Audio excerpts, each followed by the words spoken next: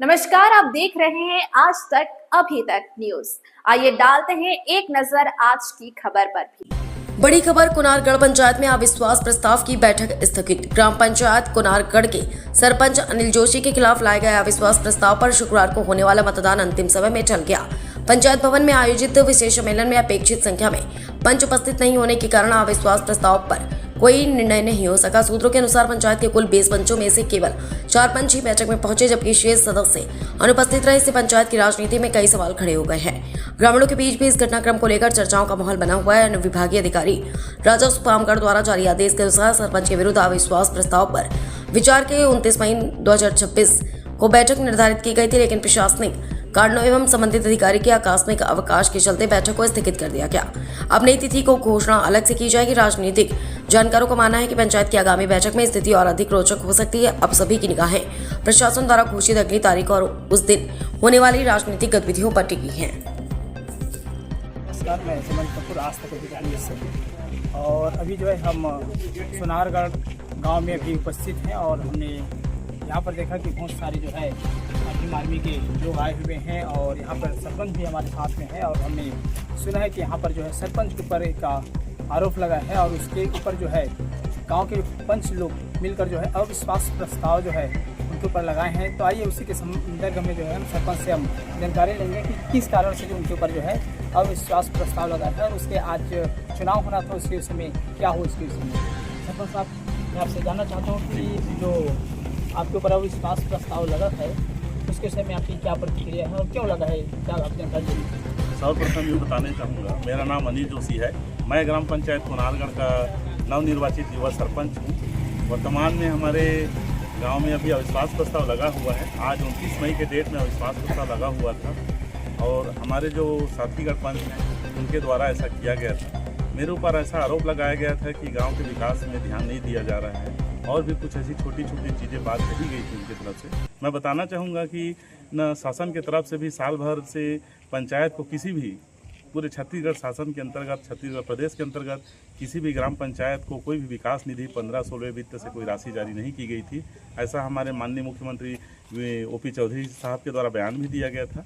उसी संदर्भ में गांव में ये माहौल एक बना था। कुछ अन्य बहुत सारे यहाँ विरोधी वर्ग भी हैं जो पार्टीगत भी हैं, चूँकि वो जान रहे हैं कि मैं यहाँ बहुत सारे अच्छे काम करने के लिए आया हूँ।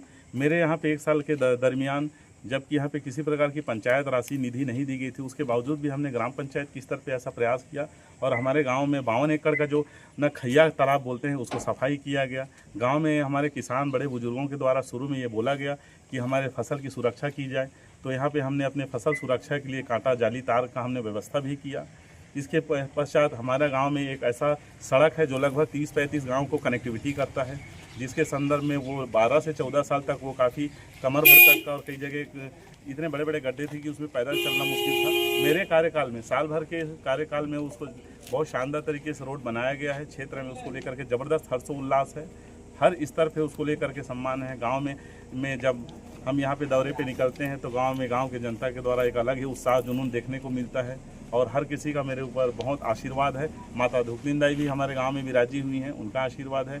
कुछ चुनिंदा कुछ लोग ऐसे हैं जो ना गांव का विकास को बाधित करना चाहते हैं, गांव के जनता को बरगलाना चाहते हैं। गांव के हर प्रकार के जो शिक्षा में, स्वास्थ्य में और भी तमाम तरह के जो क्षेत्र हैं जिसमें बहुत अच्छे कार्य किए जा सकते हैं उसको रोकने का प्रयास किया जा रहा है और इसीलिए कुछ विरोधी भावना स्वरूप कुछ लोगों के द्वारा ऐसा प्रयास किया गया, परंतु शासन प्रशासन की तरफ से आज के डेट को निरस्त किया गया है। निरस्त करने का कारण मुझे अभी तक अज्ञात है और मैं उस चीज़ से अभी अवगत नहीं हुआ हूँ कि किस वजह से है। निश्चित रूप से मेरे अनुमान में ऐसा मुझे लगता है कि विरोधी लोग जो हैं पीछे हट रहे हैं और वो लोग जो है आज वो लोग अविश्वास ध्वस्त होने वाला था तो वो लोग ये अविश्वास ध्वस्त ना हो बोल करके वो लोग कहीं ना कहीं इसको निरस्त करने का प्रयास किए हैं। लेकिन आने वाले समय में जैसे आज वो विफल हुए हैं, आने वाले समय में भी विफल होंगे, क्योंकि पूरे गांव की जनता का विकास और आशीर्वाद सब हमारे साथ चल रहा है। तो मैं यही कहना चाहूँगा। साथ ही एक बात के बारे में और जानकारी देना चाहूँगा कि आज हमारे ग्राम पंचायत में बहुत सारे भीम आर्मी संगठन के माननीय अध्यक्ष महोदय जी और उपाध्यक्ष और जिला अध्यक्ष और अन्य हमारे उनके जो साथीगण हैं हमारे बीच में वो आए हुए हैं। उनके द्वारा मेरे साथ संपर्क किया गया था कि आपके गांव में हम लोग संविधान के जागरूकता के संदर्भ में, बहुजन जागरूकता के संदर्भ में हमसे वो संपर्क किए और बोले कि एक जन जागरूकता के तहत एक सदस्यता अभियान हम चलाने की हमारी ऐसी एक इच्छा है बोले, तो हमने उसको स्वीकार किया और हमने उनको आमंत्रित भी किया, हमारे गांव में उनको आमंत्रित किया। आप देख सकते हैं कि इस समय भीम आर्मी के संगठन के जितने युवा क्रांतिकारी संगठन के जो नेता हैं, नेतृत्वकर्ता हैं, वो लोग यहाँ पे मौजूद हैं और उसी उद्देश्य से आए हुए हैं कि संविधान के संदर्भ में लोगों को बताया जाए, बाबा साहब भीमराव अम्बेडकर के बारे में बताया जाए और गांव के लोगों को, है ना, संविधान के आधार पे उनके हक अधिकार के संदर्भ में उनको बताया जाए। इस नाते उनको यहाँ पे बुलाया गया है और उनका मैं स्वागत और सम्मान भी करता हूँ यहाँ पे। ठीक, बहुत बहुत धन्यवाद।